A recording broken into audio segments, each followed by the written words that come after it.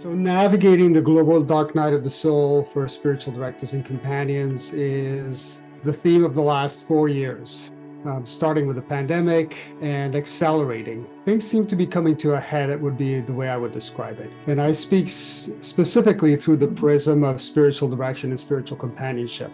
And as such, we have to radically change our posture if we're going to be able to not just withstand it the way people withstand natural calamities, hurricanes, earthquakes, but actually thrive through it.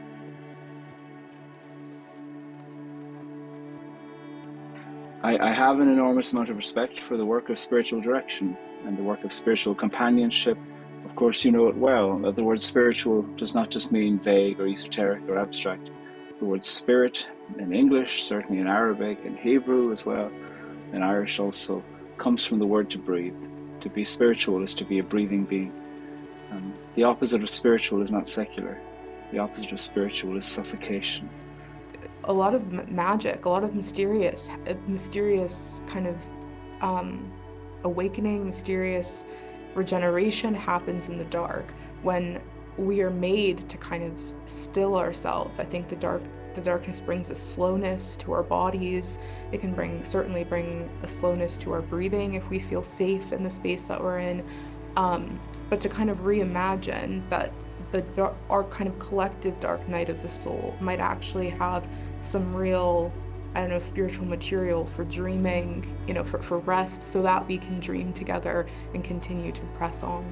It's so important to be with what's difficult and turn towards the challenging aspects of our own individual lives, but also of our collective lives. So much harm is happening in our world because we're in denial or suppressing the pain that's in our world.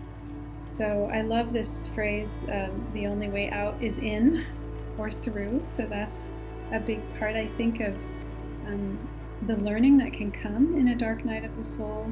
True growth is born out of the paradox of loss and suffering that we're experiencing right now around the world and through so many different conflicts and difficulties that people unfortunately are encountering every day.